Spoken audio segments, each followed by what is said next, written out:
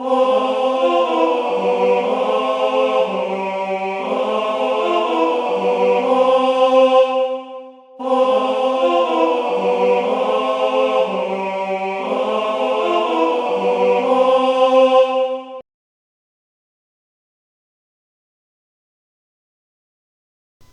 this thread where Karen argues against a feminist named Felisha. For those of you who have watched my original LALASMC series, you'll definitely remember her, although you probably don't want to. Anyway, she accuses Karen of hating the suffragists and other women's rights activists, and Karen just brutally murders her in the argument. Anyway, I won't be saying much because Karen already has everything covered. Without further ado, let's begin. Karen, what you're doing wrong is you and your AVFM affiliates are not discerning enough when it comes to attacking feminism. You do just that, attack feminism. Not just the feminists you deem responsible for twisting statistics, etc. AVFM and others who adhere to your anti-feminist narratives likewise insult women. You'll even go as far back to accuse the suffragists for not earning the right to vote for lack of being part of selective service. That's another thing you do wrong. Your Honey Badger team isn't teaching people properly. As a result, these solutions are all over the place. I'm not just blaming you, but I do know a lot of anti-feminists, MRAs and MGTOWs, insult the suffragists just the same. So it doesn't just go back to the 1970s. You have issues with feminists and women's rights activists whom were given the right to vote. Yet you might as well go beyond 1920 to 1869 when women were allowed to vote in Wyoming. What all this means to me is you're okay with the notion of certain laws that discriminate against women, but not laws that discriminate against men. There's a hypocrisy there that envelops the whole of the manosphere. It's why people don't take these MRA, MGTOW, anti-feminist narratives seriously. Therefore, it is not easy to make change or even earn serious supporters under all those misogynistic anti-woman male supremacist narratives. You do just that, attack feminism. Not just the feminists you deem responsible for twisting statistics, etc. In order to understand why feminists twist the statistics, you need to understand their belief system, because it is their belief system that is motivating them to do it. They don't just twist the statistics, they twist them to conform with the belief system that is feminism. What all this means to me is you're okay with the notion of certain laws that discriminate against women, but not laws that discriminate against men. It can mean to you whatever you want, but your interpretation of my position is the interpretation of a child. I would have no problem with women's suffrage had citizenship responsibilities equivalent, not even identical, just equivalent, to those imposed on men been imposed on women as part of the deal. I have no problem with women's suffrage in modern-day Canada, for instance, as there is no obligation men owe to the state that women do not, nor did I have any problem with Canada granting voting rights to all military personnel, past and current, over the age of 18, male or female, during the time when the draft was in effect and the voting age was 21. Even though women were not subject to the draft, women who chose to serve deserved the votes every bit as much as men who served according to their wills or against, and they, all of them, deserved the votes at the age they entered service. And to put the lie to your interpretation, while I have never argued against a woman's right to choose, both after conception and after childbirth, I reserve the right to point out the hypocrisy of that right to choose when men not only lack the right to choose or not choose biological parenthood once conception occurs, but are then, after being rightfully denied that choice, forced into financial parenthood. In fact, I support unequal rights that favor women in this context. I support a woman's right to destroy an unwanted fetus or to bring a pregnancy to term by her will alone, but do not support any rights for a man to do the same. Even if I believe he has such a right, which I do, the mother's combined rights to choose or reject biological parenthood and to bodily autonomy trump his right to choose or reject biological fatherhood. At the same time, I support a woman's right to abandon her baby and disavow any responsibility towards it, and a man's right to do the same, as at this point, there are no bodily autonomy rights on the parts of the woman that tip the scales in her favor. The baby is now a separate individual. Its right to exist does not and should not be permitted to infringe on either the mother's or the father's right to order their own lives as they see fit, and to choose to, or choose not to, be financially obligated to another human being against their will.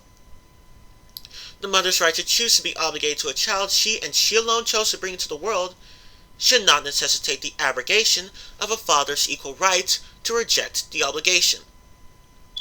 Yet you describe me as supporting a misogynistic, anti-woman, male supremacist narrative for advocating equal rights and responsibilities for men and women.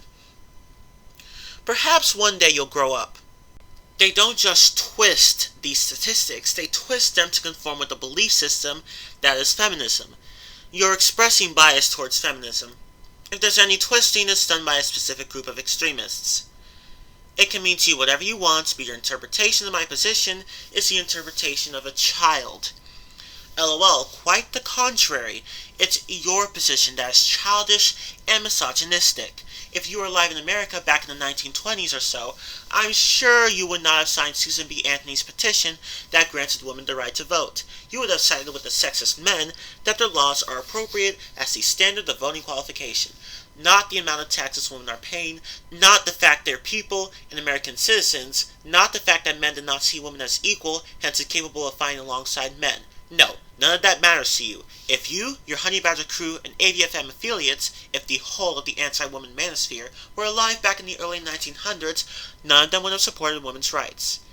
Perhaps here in America we'd all be wearing niqabs today, thanks to you. But no, suffragists took a stand and opposed the sexism around them. So once again, listen to what you're saying and what you believe in. Laws made by men to exclude women from voting are okay. No, women were going to be given a gun to fight in the trenches. If so, the president at the time would have gladly put the suffragists in the front line to get them out of his front yard. Get your facts straight or stay out of American Her Story. Okay, because you keep blundering over the same thing over and over again like a money-making tool. Really now, you're criticizing dozens of women who understood political issues far better than you. Yes, Karen, the child is you. Yet you describe me as supporting a misogynistic, anti-woman, male supremacist narrative for advocating equal rights and responsibilities for men and women. Perhaps one day you'll grow up. Perhaps one day you'll realize that a man born without legs, hence not subject to the draft due to a disability, should still have the right to vote. We live in what is called a democracy, not a dictatorship where every citizen has the right to vote so as to keep the politicians in line. There is nothing in our Constitution that dictates a draft as part of voting requirements because it's of a democratic mindset. I'm sure you'd be happy in a patriarchy where men give you money for staying home in the kitchen and doing nothing but making YouTube videos and having babies while they're off dying in wars. But that is not every woman's dream. In the words of William Wallace, Braveheart, you think the people of this country exist to provide you with position. I say you exist to provide them with freedom, and I'll go to make sure that they have it. You're really going to use ISIS as an example of an anti-women's rights group? I'm sure you'll cite the kidnappings of schoolgirls to do it. Oddly enough, for more than a year, ISIS's modus operandi was to raid boarding schools and villages, separate out the men and boys, systematically murder them, and let the women and girls go. Thousands of men and boys died for over a year, while girls and women were set free and told to mend your ways and go live in virtue under God. And then, that fateful day, ISIS decided to murder all the boys and take the girls captive instead of freeing them.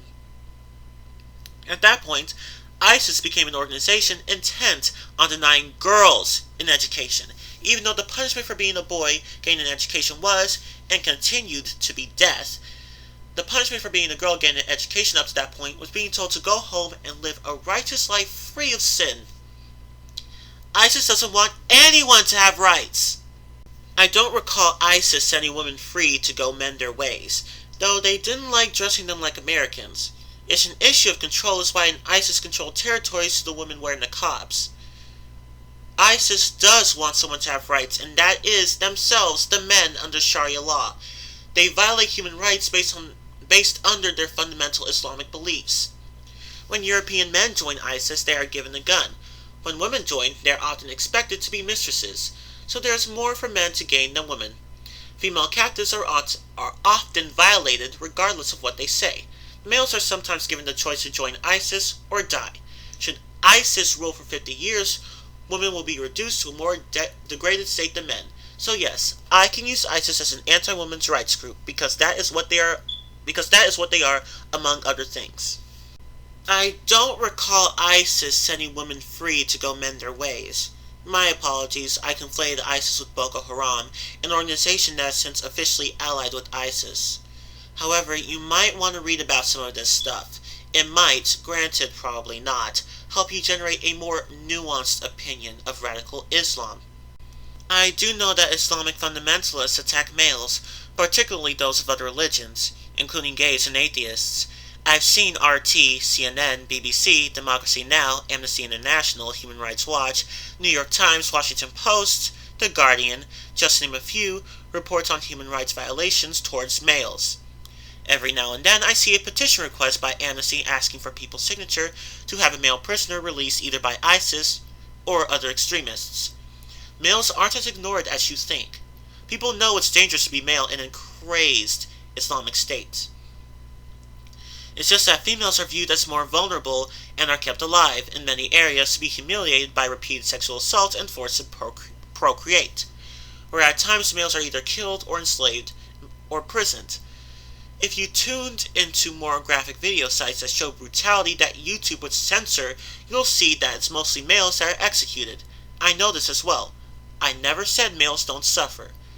If you were alive in America back in the 1920s or so, I'm sure you would not have signed Susan B. Anthony's petition that granted women the right to vote. I would have told Susie not to let the door hit her ass on the way out, and to come back when she drafted a petition demanding government to bestow full citizenship rights and obligations on women. There is nothing in our Constitution that dictates a draft as part of voting requirements because it's of a democratic mindset. I know there's nothing in our Constitution, I assume you mean in the U.S., that dictates that, as there is nothing in our Constitution that dictates a man must pay child support for a child he didn't consent to have. And there's nothing in our Constitution that dictates I can't buy a bazooka. And there's nothing in our Constitution that says I should be fined for jaywalking. My goodness, there's a whole bunch of stuff that isn't in our Constitution that we still enforce as law. What there is in the U.S. linking the draft to the right to citizenship, which included the right to vote, is a 1917 Supreme Court of the United States decision explicitly stating that the draft was an obligation men owed in return for their rights as citizens, that in essence the draft was constitutionally valid because it was a reciprocal obligation to the state for the rights granted men by the state. We have a decision at the end of Vietnam to lower the voting age to 18, specifically because it was seen as a travesty that men were eligible for induction without being eligible to vote.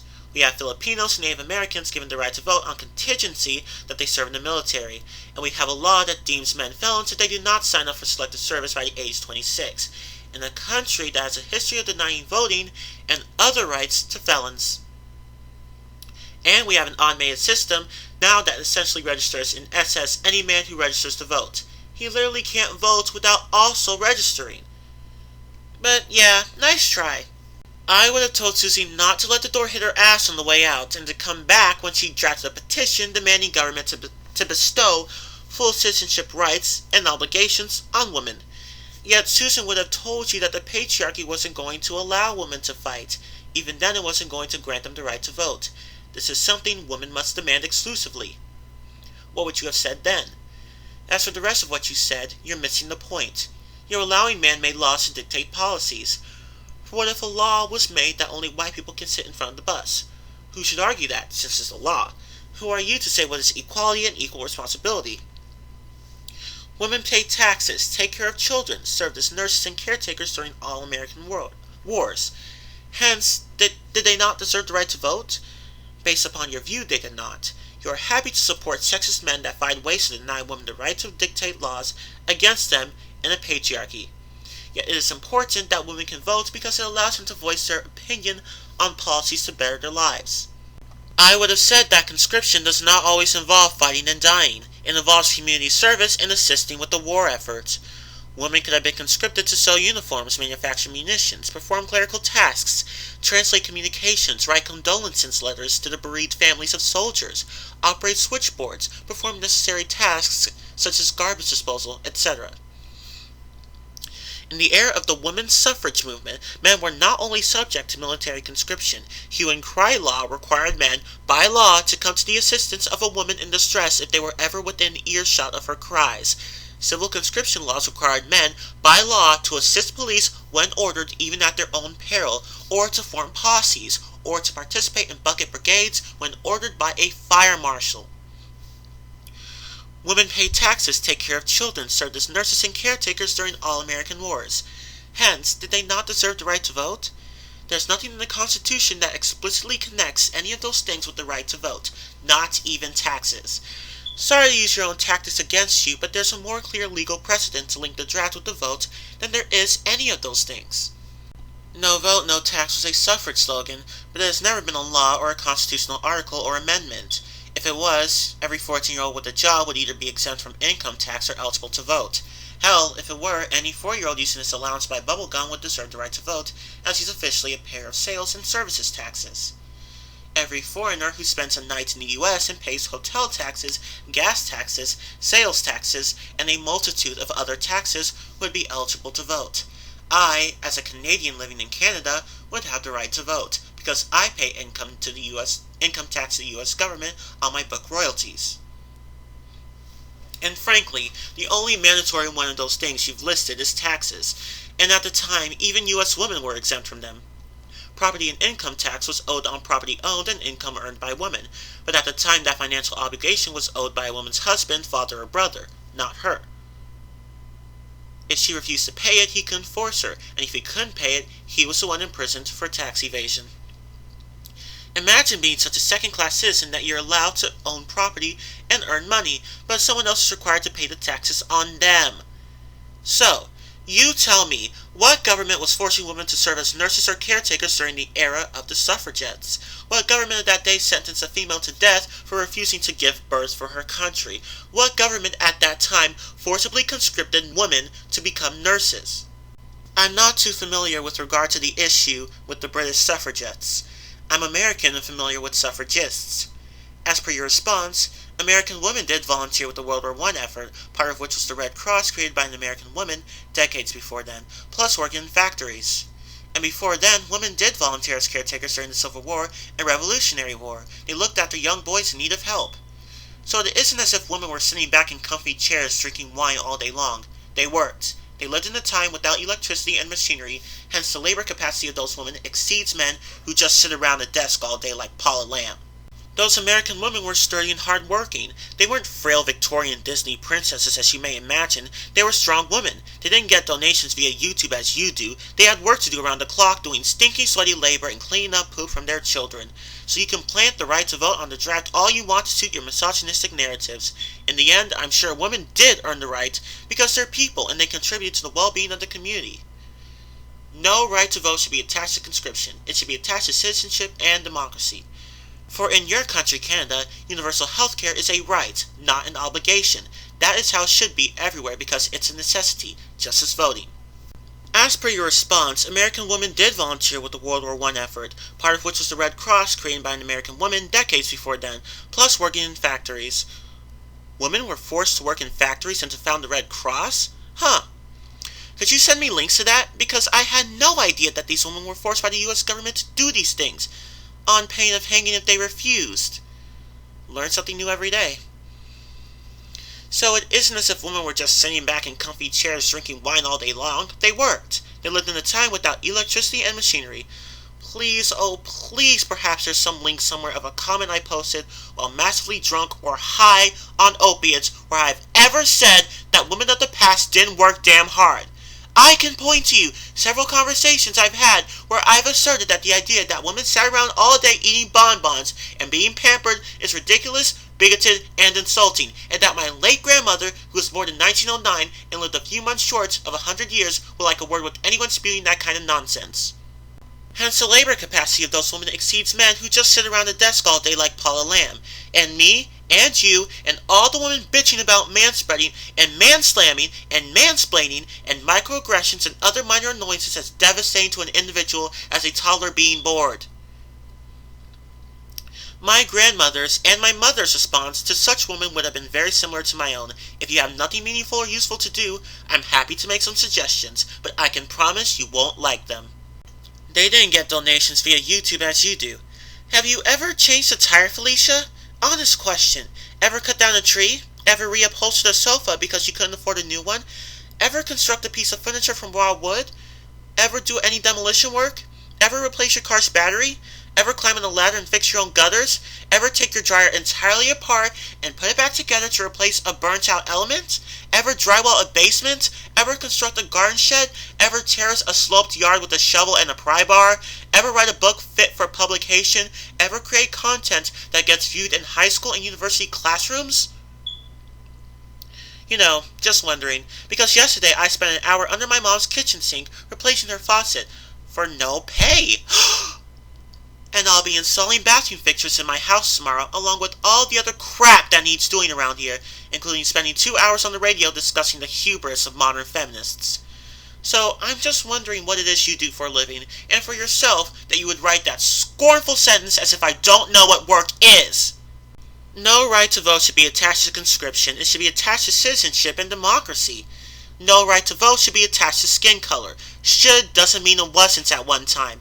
And the fact is that in the US and several other Western nations, in the beginning, universal male suffrage was attached to conscription. Now you can argue that there's no specific piece of legislation tying the two together, and I'll grant you that. The way I'll grant you that women's right to abortion in the U.S. has nothing to do with their right to bodily autonomy, even though 99% of the debate around the right to choose is centered on a woman's bodily autonomy, and the majority of pro-choice individuals believe abortion should be legal because a woman has a right to bodily autonomy. But no, Roe v. Wade was about a woman's right to privacy and medical decisions concerning her body, not her right to bodily autonomy. Yeah, I have to wonder why so many people are ignorant about that. I even learned this in high school. I don't understand why so many people are ignorant about that. But, facts and research and whatnot. Kind of like, don't ask, don't tell. Where this precedent applied to murder, well, murder would still be illegal, but I'd be entitled to do as much as I want because the government doesn't have a right to know about all the dead bodies in my basement. So yeah, according to you, a woman's right to choose how her body is used and by whom has nothing to do with abortion rights, even though this is the primary concern of pro-choice advocates and voters, because the law permitting abortion, well, it just doesn't make that connection. In the end, I'm sure women did earn the right because they're people and they contributed to the well-being of the community, unless they didn't want to, in which case they didn't have to because they had no legally enforceable obligation to the government to do so. Yeah. Every man over 18 and a half was obligated to serve, and every man over 21 kinda, sorta, in some cases, had the right to vote. And yet you would commend the lazy, complacent woman for allowing the brave few who volunteered to serve to pay for all women's right to vote at a time when all men were forced to earn it. According to you, these 12,000 women stepped up and served in factories and in the military. Therefore, all women should reap the rewards of their noble sacrifice. But the men who were forced to fight? Meh. Their vote had nothing to do with every single one of them being forced by the government to serve. Did all women deserve to vote because some of them chose to serve? That seems to be what you're arguing. And if it is, aren't you tying voluntary military and community service on the parts of women to the vote? Shouldn't mandatory military service then be tied to voter rights as well? Women were forced to work in factories and to found the Red Cross? Huh. Could you send me links to that? Because I had no idea that these women were forced by the US government to do these things, on pain of hanging if they refused. Learn something new every day. You're really anti-women is your problem. Really now, do you know the discriminatory restraints put on women during the 1916 era? Women were still barred from certain colleges and universities. They weren't allowed to work or study certain fields. They had fewer marriage rights than men. Men got away with sexually harassing them. Despite all this, you still think women shouldn't vote? Despite all the numerous inequalities towards women at the time, you think it okay to impound another with regards to the vote? You shouldn't wonder why feminists and women don't like your views, and I think you shame your grandmother and all women living in that time who had to deal with sexism far greater than what we do today. Have you ever changed a tire, Felisha? Honest question. Ever cut down a tree? Ever reupholstered a sofa because you couldn't afford a new one? My father taught me how to change a tire and do other various work on cars, to which I helped him with. I've gone mountain biking and know how to maintain my bike. I've gone on extended hikes and camping trips carrying my cargo on my back. Know forest survival skills and first aid. So I'm just wondering what it is you do for a living and for yourself, that you would write that scornful sentence as if I don't know what work is. You left me the impression you don't know what work is because you scorn women of the past for wanting the right to vote but not dying in wars, as if it was their choice to make. Once again, Karen, the politicians wouldn't let them fight. Even if they did, everyone in their right mind, woman or man, ought to have known that World War I was for petty reasons. Hence, women did what they could and now was volunteered to do something, yet you belittled them for that. Yet many men volunteered, later to realize they were dragged into a corrupt situation that they later regretted. So don't glorify the drag as if it's something meaningful. War is an indication that politics have failed, and part of the reason they go through with it is because they won't allow their sons to fight in war. If you were a politician during World War I, you wouldn't have been drafted. Now, why do you think that is? Where was the equal rights and responsibility of politicians to uphold their part of the bargain for starting wars in the first place? Why didn't they send their sons to fight?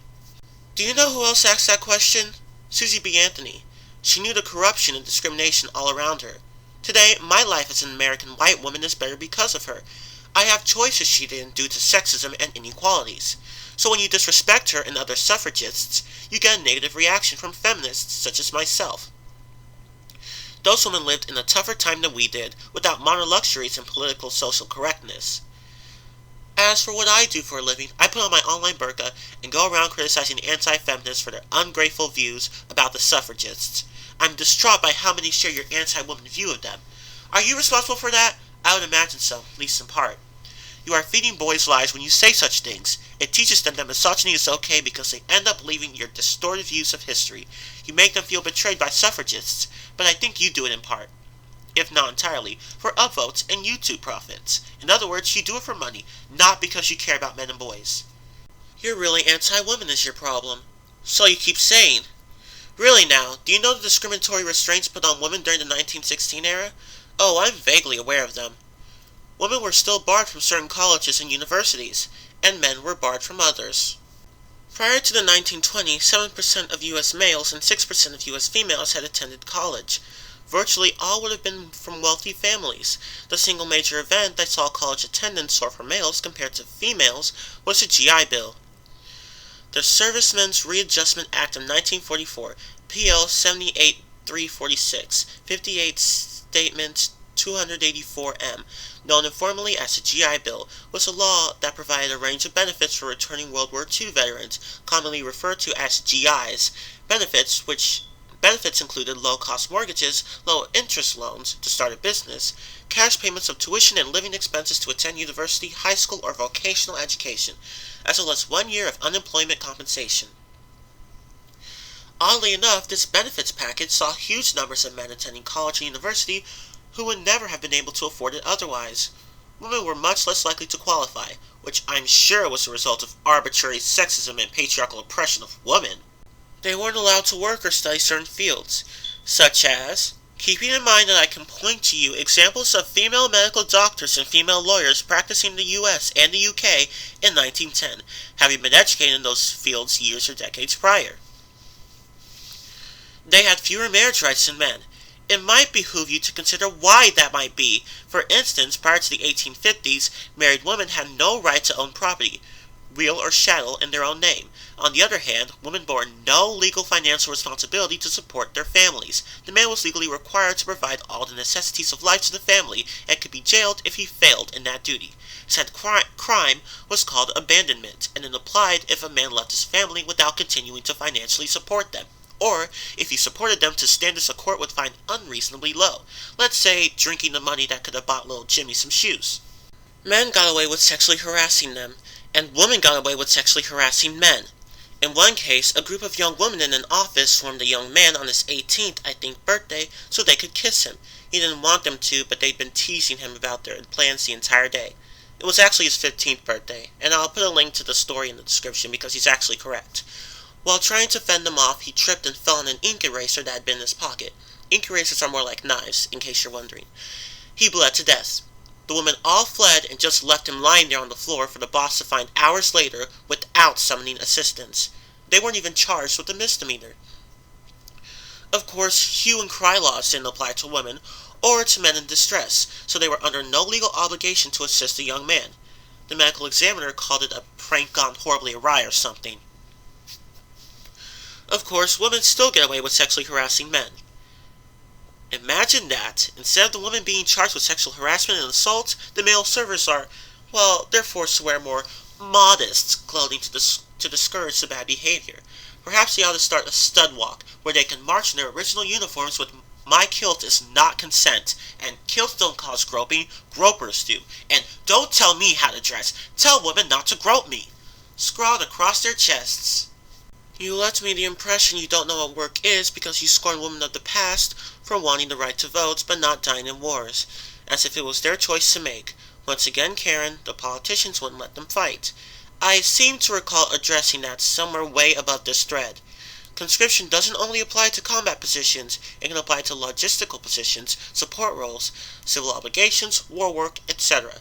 Politicians of the day were perfectly willing to let women sew uniforms and write condolences letters and operate switchboards. They just weren't forcing them to do it through a draft. If you were a politician during World War I, you wouldn't have been drafted. Now, why do you think that is? Where was the equal rights and responsibility of politicians to uphold their part of the bargain for starting wars in the first place? Why didn't they send their sons to fight? Wow, it's like you're arguing against the feminist idea of a patriarchy that privileges men at women's expense or something. Stop sounding so much like an MRA, please. It's confusing. Today, my life as an American white woman is better because of her. I have choices she didn't due to sexism and inequalities.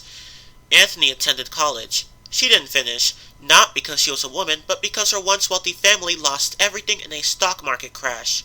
Of course, according to your narrative, being a woman and being barred from education because of that meant she was unable to have a career as a headmistress of a school or as a political activist and community leader. She just had no opportunity to make something of herself beyond domestic slave and broodmare from some man. No choices at all. But I think you do it, in part, if not entirely, for upvotes and YouTube profits. In other words, you do it for money, not because you care about men and boys. Ah, yes, you can read minds and all that. Impressive. You keep playing the same game, but men also can do this and that. Instead of addressing unjust laws, you ride the tide if it suits your feminist bashing agenda somehow. It's fair to say that black slaves were the hardest working people in America, yet they couldn't vote at one time despite that. So where's the equality in that? Where's the bodily sacrifice in relation to earned rights? And white men could vote if they owned land, but weren't necessarily draft material if they owned a family. Again, where's the equality in that? Though a white man could still vote and pay a fee to avoid a draft. And if an immigrant from England wanted the right to vote and citizenship, he only need volunteer in the military. He wasn't necessarily put to fight in the lines, but he gained citizenship and voting rights just like that, during which time American women could labor endlessly for an entire lifetime and not have the right to vote. Do you see justice in that? Also, if you were a white woman immigrant, you wouldn't have been granted the right to vote even if you volunteered for military service. So the same was said for American female citizens. Again, is that justice? Well, it all sounds like sexism and racism to me. Now, I'm going to say it again. If you are an American white male, born a cripple, hence unfit for military service, you could still vote. And if you are the politician's son, fully able-bodied, you are not going to see the front lights ever because of that. So when you complain about women being given the right to vote for free, look at the male cripples and politicians' sons getting the vote without that equal rights and responsibility you keep bringing up. Your position in all of this is full of holes, and Susan recognized these holes, these inequalities and discriminations. It's why she fought it. It's why a group of women got together and were called the suffragists. You don't even understand the history because she doesn't teach you right, nor do you bother to study it. Is there a point of historical fact I've asserted that you can discredit? You know, a law, a legal precedent, a set of laws, certain social norms, obligations, or rights? Is there some actual misinformation I'm presenting here? Some statistic I'm pulling out my ass? Or is your "she doesn't teach you right" rest entirely on your disagreement with my opinions of those historical facts? So there's no point talking to you if we can't even agree on basic math. What? I'm only going to say this once. White American citizens, men, could vote regardless, even if they were a cripple. Their penises obliged them to serve. Their disability was considered a mitigating factor in that obligation. Interestingly enough, other mitigating factors that could exempt a man from service were if he had skills needed more at home, such as an engineer working in the power station, or if he had a wife who would be inconvenienced by him being drafted. No women were obliged to serve, ever. Not in the military, not in the civil areas such as assisting a fire marshal or coming to the aid of a person in obvious distress. It was states that manipulated voting rights as an incentive, which included immigrants, could be allowed to vote if they volunteered for selective service, after which they were granted citizenship. But according to you, conscription had nothing to do with male suffrage, except when immigrant men had to sign up for the draft to get their right to vote. Gotcha. They also manipulated it to prevent certain people from voting, such as black slaves. I'd ask you to show me a society in which it was customary to allow slaves to vote. But after the Civil War, black men could vote, even those who didn't fight in war. Yeah, when black men fell, when applicable, by age, ability, etc., into the category of people who could be forced by government to serve. So, all that time black people who labored harder than anyone else couldn't vote despite being born in America. Do any of you goons see equality in that? Do any of us goons see equality in slavery? You've stopped making any kind of sense. No women were obliged to serve, ever. Not in the military, not in the civil area such as assisting a fire marshal or coming to the aid of a person in obvious distress. Do you know why that is? Do you know who made those laws? Did it ever occur to you that sexist politicians didn't want women to vote regardless because they knew they would vote against their policies? I don't think you ever addressed these points. For if you were 21 years of age during 1862 and volunteered to find the Union side just so you could vote, you would have been denied.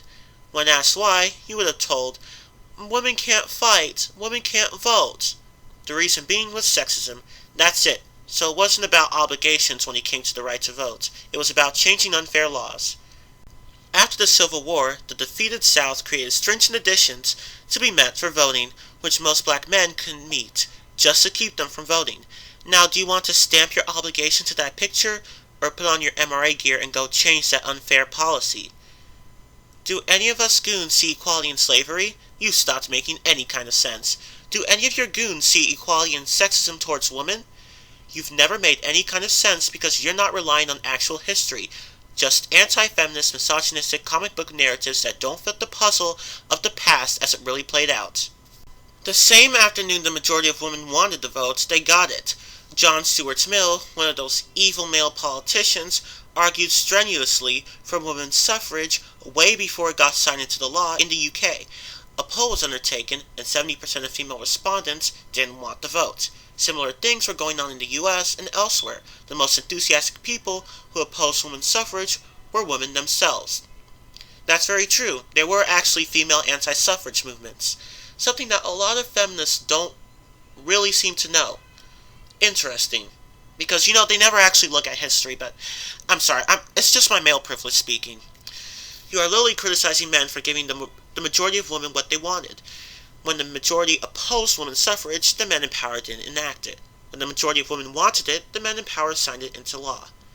Politicians' policies on women's suffrage were based on what women wanted, not on any fear that women with suffrage would vote against their policies. And that's where Karen stops responding to Felisha, but for what it's worth, I'll read Felisha's last reply to Karen. What do you think would have happened to a wife who was seen signing Susan's petition? She might have gotten wiped by her husband, maybe even cast out of the house. So you fail to take in the psychological factors that discouraged women who wanted equality and freedom. Uh-huh. You take for granted the courage the suffragists had in standing up to all that sexism. Now you use your luxury to whine about your liberties and how you think only men were oppressed and the suffragists didn't earn their rights. You criticize a lot of women who knew better than you, who lived in a time much more difficult than your white Canadian privilege and modern luxuries. And what's sad about it all is how many goons agree with your anti-woman narratives. Yeah, I'll ask you again. Do you know why women were denied the right to vote in the first place? Do you really believe women would have been given that right if they were required to be drafted? Felisha's just spewing the same crap that she's been saying throughout the entire discussion, so I'm not going to say much of anything here. Anyway, that's the end of the discussion. Feminists really do need to learn to see things from both sides, to look at the bigger picture, and to stop viewing history through a 21st century feminist vagina lens. It's so annoying.